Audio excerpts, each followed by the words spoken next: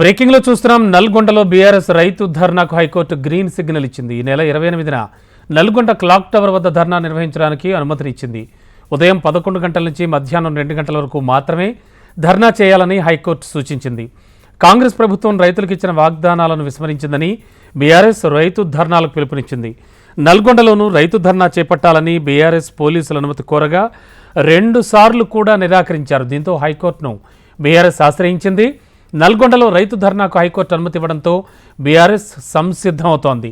నల్గొండలో జరగనున్న రైతు ధర్నాకు బ్రేకింగ్ చూస్తున్నాం. నల్గొండలో బీఆర్ఎస్ రైతు ధర్నాకు హైకోర్టు గ్రీన్ సిగ్నల్ ఇచ్చింది. ఈ నెల 28న నల్గొండ క్లాక్ టవర్ వద్ద ధర్నా నిర్వహించడానికి అనుమతినిచ్చింది. ఉదయం 11 గంటల నుంచి మధ్యాహ్నం 2 గంటల వరకు మాత్రమే ధర్నా చేసుకోవచ్చంటూ హైకోర్టు సూచించింది. ఇక ఇదే అంశానికి సంబంధించి లేటెస్ట్ ఇన్ఫో అందించడానికి మా కరెస్పాండెంట్ ప్రవీణ్ సిద్ధంగా ఉన్నారు. ప్రవీణ్, ఏం జరుగుతోంది?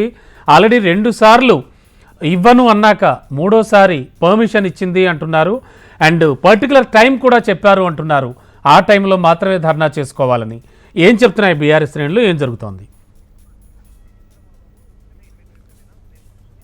మన బాబు, ఈ నెల 28వ తేదీన ఉదయం 11 గంటల నుంచి మధ్యాహ్నం 2 గంటల వరకు నల్గొండలోని క్లాక్ టవర్ వద్ద బీఆర్ఎస్ పార్టీ మహాధర్నా కూడా నిర్వహించబోతుంది. ఈ మహాధర్నా వేదిక కూడా రాష్ట్ర ప్రభుత్వం రైతులకు ఇచ్చిన హామీలు కావచ్చు, హామీలపైన కూడా ప్రతి ఒక్క రీత్యం కూడా ప్రశ్నిస్తాము అని చెప్పేసి కూడా ఇప్పటివరకే ఆ బీఆర్ఎస్ పార్టీ చెప్తున్న నేపథ్యంలో మాత్రం నల్గొండలో క్లాక్ టవర్ వద్ద మాత్రం భారీ బహిరంగ సభను కూడా నిర్వహించబోతుంది. ఈ సభకి ఆ BRS party working president KTR ముఖ్య అతిథిగా కూడా హాజరు కాబోతున్నారు. ఇప్పటివరకే రాష్ట్రంలో మాత్రం బీఆర్ఎస్ పార్టీ వరుస సభలు కూడా నిర్వహించాలని చెప్పేసి కూడా భావిస్తుంది. ఇప్పుడు రంగారెడ్డి జిల్లాకు సంబంధించిన షాబాద్ మండలంలో కూడా ఆ బీఆర్ఎస్ మొదటి రైతు ధర్నా సభను కూడా ఏర్పాటు చేసింది. అదేవిధంగా ఆ నల్గొండలో కూడా 2వ సభను కూడా బీఆర్ఎస్ పార్టీ ఆధ్వర్యంలో మాత్రం నిర్వహించబోతున్నారు. ఈ సభా వేదిక నుంచి కూడా రాష్ట్రంలో ఏదైతే రైతులకు ఇచ్చిన హామీలు కావచ్చు, రైతులకు సంబంధించినంత వరకు మాత్రం ఏ విధంగా అయితే కాంగ్రెస్ ప్రభుత్వం ఎన్నికల సమయంలో పూర్తి స్థాయిలో హామీ ఇచ్చిందో, హామీ ఇచ్చిన తర్వాత మాత్రం రాష్ట్రంలో మాత్రం రైతులకు ఆకాంక్షలు కావచ్చు, రైతులకు ఇచ్చిన హామీలు కూడా నిలబెట్టుకోలేకపోతుంది అనే దానిపై కూడా బీఆర్ఎస్ ప్రతినిత్యం కూడా ఆ ప్రభుత్వాన్ని కూడా టార్గెట్ చేస్తున్న ఆ సిచ్యువేషన్ కనిపిస్తుంది. వరంగల్లో రైతు డిక్లరేషన్కు సంబంధించిన మాత్రం ఏదైతే కాంగ్రెస్ ఎన్నికల సమయంలో చెప్పిందో అదే విషయాన్ని కూడా మరోసారి కూడా ప్రభుత్వానికి గుర్తు చేస్తున్నామంటూ కూడా ఇప్పటివరకే బీఆర్ఎస్ పార్టీ వర్కింగ్ ప్రెసిడెంట్తో పాటు బీఆర్ఎస్ సంబంధించిన ఆ నేతలందరూ కూడా తెలుపుతున్న నేపథ్యంలో మాత్రం ఈ ధర్నా వేదిక నుంచి కూడా రాష్ట్ర ప్రభుత్వానికి మాత్రం రైతులకు రాష్ట్రంలో మాత్రం ఇప్పటివరకే దాదాపు 50% మాత్రమే రుణమాఫీ అయిందని చెప్పేసి కూడా బీఆర్ఎస్ చెప్తుంది. మిగతా రైతుల పరిస్థితి ఏంటి అనే దానిపై కూడా రాష్ట్ర ప్రభుత్వం ఒక క్లారిటీ ఇవ్వాలని చెప్పేసి కూడా ప్రభుత్వాన్ని కూడా ఇప్పటివరకే డిమాండ్ చేస్తున్నారు. దీంతో పాటుగా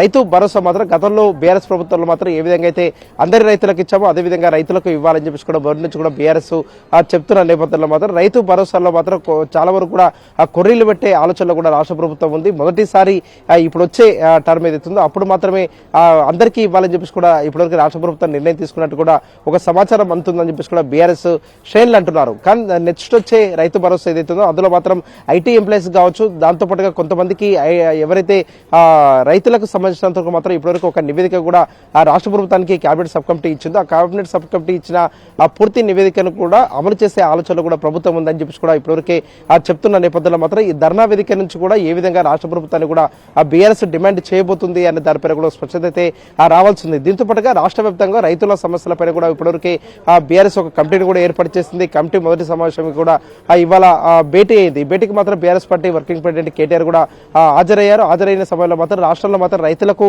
సంబంధించిన సమస్యలు, రైతు రుణమాఫీ, దాంతోపాటుగా రైతులు ఇప్పటివరకే రాష్ట్రంలో దాదాపు 400 మందికి పైగా కూడా ఆత్మహత్య చేసుకున్నారని చెప్పేసి కూడా బీఆర్ఎస్ ఇప్పటివరకే చెప్తుంది. కాబట్టి వీటన్నిటి అంశాలపైన కూడా అధ్యయనం చేయడానికి మాత్రం ఎల్లుండి నుంచి అంటే 24వ తేదీ నుంచి కూడా ఆదిలాబాద్ నుంచి కూడా ఈ కమిటీ కూడా పర్యటన చేయబోతుంది. 9 మంది సభ్యులు కూడా ఈ కమిటీలో ఉన్నారు. 9 మంది సభ్యులు మాత్రం పాలమూరు రంగారెడ్డి ప్రాజెక్టు కావచ్చు, సీతారామ, దాంతోపాటుగా వివిధ ప్రాజెక్టులకు సంబంధించిన మాత్రం ప్రాజెక్టుల కింద పంట పొలాలకు వచ్చే నీరు కావచ్చు, దాంతోపాటుగా రాష్ట్రంలో రైతులు ఎదుర్కొంటున్న ప్రతి సమస్యలపైన కూడా కమిటీ ఒక రిపోర్టు కూడా సిద్ధం చేయబోతుంది. ఈ రిపోర్టు సిద్ధం చేసిన తర్వాత మాత్రం వ్యవసాయ శాఖ మంత్రితో పాటు ఆ ప్రభుత్వానికి అదేవిధంగా బీఆర్ఎస్ పార్టీ అధినేత కేసీఆర్ కూడా ఒక రిపోర్టు మాత్రం ఇవ్వబోతున్నారు. ఈ రిపోర్ట్ ఇచ్చిన తర్వాత మాత్రం రాష్ట్ర ప్రభుత్వం ఎలాంటి నిర్ణయం తీసుకోబోతుంది, రైతుల సమస్యలపైన కూడా రాష్ట్ర ప్రభుత్వం ఈ రిపోర్టు ఆధారంగా కూడా ఏ విధంగా దృష్టి పెడుతుంది అనే దానిపైన కూడా స్పష్టత అయితే రావాల్సి ఉందని చెప్పుకోవచ్చు. రైతుల పక్షాన మాత్రం బీఆర్ఎస్ పార్టీ ఉంది అంటూ కూడా మొదటి నుంచి కూడా బీఆర్ఎస్ చెప్తున్న నేపథ్యంలో మాత్రం రైతులకు సంబంధించిన ప్రతి అంశంపైన కూడా ఉపయోగించుకోవాలి, బీఆర్ఎస్ పాజిటివ్ గా కూడా మలుచుకోవాలని చెప్పేసి కూడా బీఆర్ఎస్ భావిస్తున్న నేపథ్యంలో మాత్రం ఈ నెల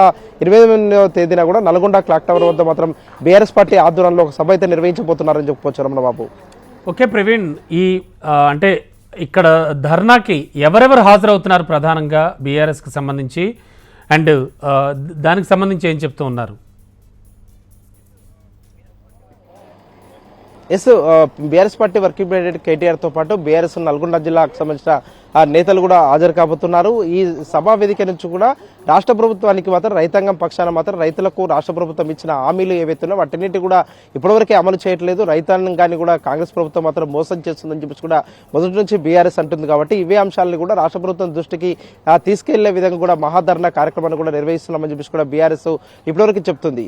దాంతోపాటుగా రాష్ట్ర ప్రభుత్వాన్ని మాత్రం ప్రశ్నించడానికి ఎక్కడైతే ఆ సభలు సమావేశాలు ఏర్పాటు చేయాలని చెప్పేసి కూడా ఇప్పటివరకే బీఆర్ఎస్ ఆ నిర్ణయం తీసుకుంటే ఆ ప్లేసెస్ లో మాత్రం పర్మిషన్ ఇవ్వకుండా మాత్రం అక్కడ లోకల్ గా ఉన్న ఆ మంత్రులు అడ్డుకుంటున్నారని చెప్పేసి కూడా పదే కూడా అక్కడ లోకల్ గా ఉన్న మంత్రులపైన కూడా ఆ విమర్శలు చేస్తున్నారు. ఇప్పటివరకే మంత్రి కోమటిరెడ్డి వెంకరెడ్డి మాత్రం బీఆర్ఎస్ పార్టీ నిర్వహించే మహాధర్నాకు నిర్వహించకుండా కూడా ఇప్పటివరకే పోలీసులకు పర్మిషన్ ఇవ్వకుండా కూడా ఆదేశాలు ఇచ్చారని చెప్పేసి కూడా బీఆర్ఎస్ నేతలు చెప్తున్న నేపథ్యంలో మాత్రం ఈ ధర్నా ఆ వేదిక నుంచి కూడా బీఆర్ఎస్ పార్టీ నేతలు మాత్రం కాంగ్రెస్ ప్రభుత్వం పైన కూడా విరుచుకుపడే అవకాశాలు అయితే కనిపిస్తున్నాయి. ఎందుకంటే ఆ కాంగ్రెస్ పార్టీ ఎన్నికల మేనిఫెస్టోలో కావచ్చు, రైతు డిక్లరేషన్ ఆ పేరిట వరంగల్లో ఏదైతే రైతు డిక్లరేషన్ ఇచ్చిందో ఆ రైతు డిక్లరేషన్ పూర్తి స్థాయిలో అమలు చేయాలి అని చెప్పేసి కూడా ఇప్పటివరకు బీఆర్ఎస్ పార్టీ పట్టుబడుతుంది. కాబట్టి ఆ సభా వేదిక నుంచి కూడా ఆ కాంగ్రెస్ ప్రభుత్వాన్ని ఏ విధంగా ప్రశ్నించబోతుంది అనే దానిపై కూడా ఆ స్పష్టత అయితే రావాల్సి ఉంది.